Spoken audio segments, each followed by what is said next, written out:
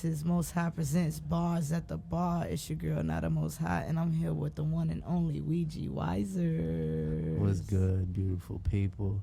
How you feeling today, Weegi?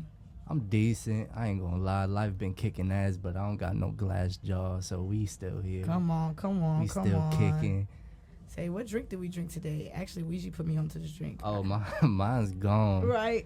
But this was a frozen watermelon margarita. With a dehydrated lime as the garnish. Oh, my God. Got to shout out to the bar angel for this one. You know, she always get us right when it comes to the drinks. Tastes like sex. What's up, guys? This is our first episode. And as you know, that Weegi and I are both a part of the Most High Presents Collective. And this is one of the new ventures of Most High Presents, Bars at the Bar. We're here at MHP Chicago, located downtown, right off LaSalle. We got drinks being mixed up by the one only Bar Angel, Angelic Elixirs. And now we're here with Weegi Wizers. And now it's like, we just got to get into it. I got so many questions for you. And I think we always have good talks when we hang out. But now, doing something where people can listen to us and get to know you in a different way, I think, what you think about that? You think it's nice to show yourself outside of what your artistry usually presents? Of course, that's what I signed up for. And story is most important. It's the most inspirational thing that you could talk about when it comes to yourself, because we all come from hard times and dark places, and a lot of beauty comes out of those places. Definitely. And it's important to highlight that, and because you never know what somebody going through. They might... For sure. You never know how they can relate to what you're going through. Exactly, and they might need to hear what you got to say. Mm-hmm. Like, oh, bro's in the same position I was in. Yeah, because sometimes people, they won't know you, and they'll take social media, they'll take how you encounter with them, and they'll make a whole assumption of your character. And it's like, you never know what someone's going through, And just because we look all right, sometimes we're not. Sometimes we're better than you think, Facts. So when we talk about artistry, when did you make that decision? Because I feel like with a lot of artists you talk to, we all kind of dabbled or made music or did something musically since a kid. But when did you make that decision where you're like, nah, I'm Weegi Wizers, I'm going to make this music, I'm going to promote this music, and I'm really trying to have a career out of this? When did you make that decision? Well, I always wanted to make a career out of this, but when I really started to concoct just everything about what I am today, that was during the pandemic. Ooh. I was in my room doing 100 push-ups a day, hitting them ab workouts. The Kendrick outside workouts, huh? Yeah. Writing 3 songs a day, just concocting in my mind what it is I have to say to the world, what it is that I am and what best represents me. And I wanted to take the best of my family in terms of their style and the music that they put me on and what I love and what my friends was on, and mix it into this beautiful potion. Yeah, I like that because honestly, our family's influence tells a lot about you show that through your music. You can always tell, like, okay, we got parents who love old school R&B, but depending on what era of R&B, that comes from your childhood, what you heard growing up, the artists that you listen to and you find inspiration in. So that's dope. And were you always going to make more of like groovy dance music, rap, or were you ever at one point and then you shifted to this, or like how did you cultivate the sound that you have now? I have a whole bunch of like phases in my life. At first, it was purist boom bap. I only rap if it sound like Pete Rock, Jay Dilla. Right. I'm only rapping over those type of beats. Don't come to me with that other shit. I don't want to hear none of that. I think we all go through that phase. And then I was more into the alternative rock, Definitely. Alternative rap scene where it's more in your face, more rage, more aggression. Mm-hmm. And then I did some psychedelics and a little boom boom. I lost that aggression and that rage, and I was like, okay, well, what energy am I going to channel next? Because I didn't want to fake that. Yeah. I never want to fake what I'm feeling. I never want to fake. That's important. That emotion, because I would try to make those records and it it didn't sound right to me anymore. I was like, nah, bro, this ain't me anymore. Yeah. And that's okay.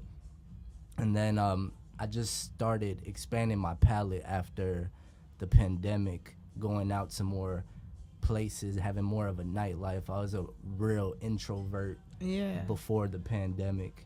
But then that's funny because some people flip it, you know. Some people became more introverted due to the pandemic. But always in the crib for that amount of time, I was like, nah, I want to go out. I want to see the world. Some shit. Even during the pandemic, I was in the strip club blowing smoke and strippers' booty holes and shit. I definitely had me some strip club nights. But honestly, I'm not crazy about strip clubs. They alright. The wings is always the best. In Atlanta? Yeah. Food is fire at the strip clubs. Food is fire, period, in Atlanta. Or at least the soul food spots I hit up. Gee. They be good. You had big days? I don't think I had big days. Oh, my God. But I'm going to put it on a list. I like keeping lists of different places I should go to. Best cheesesteak that I ever had. Granted, I never been to Philly. I was going to say, so that mean you already tried the original or what? Nah, not yet. But that cheesesteak at Big Dave's, shit. It says shout out to Big Dave's. I ain't never had nothing like that. So what you got that you working on now? So I know you just recently dropped Freaky Thing, and that's your latest single. But are you dropping singles leading up to a project, or are you, what's going on with you right now in terms of release? Well, I have a whole project that's already done. Mm-hmm. I'm just waiting for the right time to drop it. I want to have more of a following, of a buzz when I drop this, because it's real personal. It's real intimate in the terms of I'm showing my flaws in my character. I'm talking about real stuff that a lot of men run from. I'm putting myself accountable for my actions and my past. It's written from the perspective of my 24-year-old self. Granted, I'm 27. There's a lot of growth that happened in them for years. real. Even in a year, you can change so much. And I think that's an important project to drop. I feel like for me, that was my last one, Grown, because I feel like I had a big shift from like pre-20s and early 20s to get into like my mid-20s. So now I definitely feel that I'm excited for that. I can't wait to hear something like that. And when you talk about obtaining a larger audience, what's some of the tools that you use to expand your audience? Content creation, still just utilizing Instagram and Facebook ads. Mm-hmm. And word of mouth. Like, I go out, I'll be performing. I did 10 shows this year. Okay. About to be 11 next month. Yeah, we out here. That's how you do it. Stay working nonstop. Making connections with people, asking them how their day going. Like, yeah, and that's what it's about, because a lot of us, like, we make music and sometimes you want to jump ahead to that persona of some celebrity. And for some people that work. For some people it makes them more alluring. It makes people want to get to know you. But then for others, and honestly, just general, I feel like it never fails. Word of mouth never fails. Whether you're just having a casual conversation, or I find it important to, like, if someone hits you up, message you about your music, don't just be all like, yo, thanks. Like you just like you on a, higher horse, but actually engage with them, having a conversation. Let them know, like, I like this dude's song and this motherfucker cool as hell. I'm going to keep supporting. I want to see them win. I want to keep going in, I take it to the next level. I check up on them, be like, yo. Yeah, actually build relationships. What you got going on? Send them a voice message. Like, yo, because I hate texting. I hate DMs. If you know me, you know. Hey, we gotta let them know. When we text, we barely text. Right, because we end up talking for real. Exactly. Getting on calls or linking up. I'm one of the driest texters ever. I hate it. It's so impersonal, and I just love face-to-face communication. I love when I'm able to say something and I can see your face and reaction, in real time. Yeah, no, definitely. That's why I'm always quick. Like, all right, let's meet up. Let's link up. Let's get something to eat. Let's get something to drink, because that's how you can really chop shit up and get to it. And because also, like, we get so sidetracked when we got our phones. Whether you're doing something, whether you're driving, moving, or even switching through apps on your phone, like, that shit is mad distracting. And facts. It's hard to actually engage into a conversation. Like, sometimes I even catch myself doing this, no matter how much I don't like it. Sometimes I catch myself like an automated type response. Like, I'm like, wait, why did I say that? That's not even what I wanted to say. It's just like automated text because you talk to so many people throughout the day. We know. Favorite song that you ever wrote and why? Ooh. And it ain't got to be released. Like I said, ever wrote. You ain't got to drop it or nothing.